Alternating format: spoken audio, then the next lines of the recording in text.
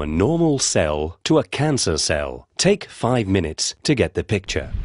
More than 60,000 billion cells make up the human body. They are the units that form the tissues which make up our organs, like the liver, heart, and lungs. When the body needs it, our cells split into two and replace those cells that are defective or have come to the end of their lifespan. This makes it possible for our tissues to preserve their shape and their respective functions with the passage of time. Every cell is therefore programmed to multiply and die. This ordered but complex program is controlled by the center of the cell, the nucleus, which contains chromosomes containing many genes made up of DNA. Sometimes, some of these genes undergo a change. The nucleus then sends out abnormal orders and the cell goes wrong. It multiplies uncontrollably and takes on a life of its own. Each new cell produced contains the same defect. The cells proliferate chaotically and form a tumor. This process may be short, but is often long. 10 to 30 years may separate the birth of a first abnormal cell from the appearance of a tumor of about 1 cubic centimeter. The tumor forms many blood vessels in order to survive. These will supply the tumor with oxygen and nutriments, allowing it to live and grow. This is what we call the phenomenon of angiogenesis.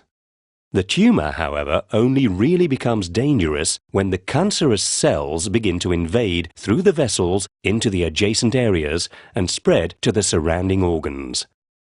These cells can then invade other parts of the body, multiply and produce new tumors. Metastasis is the term used for this spreading process.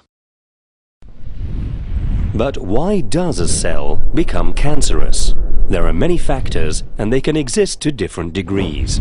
Factors have been identified such as hereditary genetic anomalies, exposure to some viruses, HIV, hepatitis B, C and D, papillomavirus, Epstein-Barr virus, exposure to toxic agents, chemical products, radiation, sun, unhealthy behaviors, such as the consumption of alcohol and tobacco, or a diet too rich in fat and low in fruit and vegetables.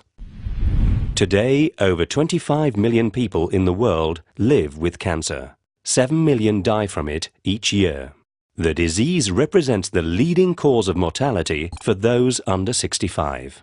Lung cancer is the most widespread, followed by breast cancer, colorectal, stomach, and prostate cancer.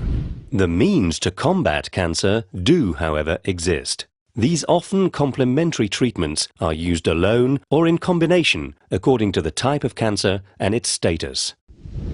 The goal of the treatments is to make it possible to eliminate the tumor and cure the patient in early-stage cancer, or like a chronic disease, to control its development. There are mainly 3 kinds of treatment.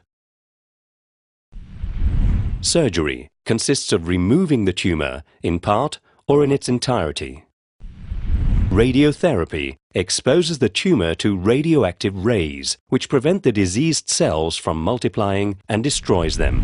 Chemotherapy consists of administering systemic medicinal substances to destroy the cancerous cells or prevent them from spreading. Chemotherapy and radiotherapy act on cancerous cells, but also on healthy cells, which explains their side effects.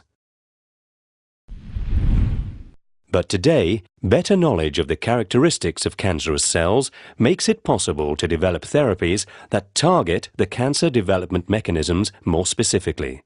Sanofi Aventis R&D is already present in all these areas to fight against cancer on all fronts.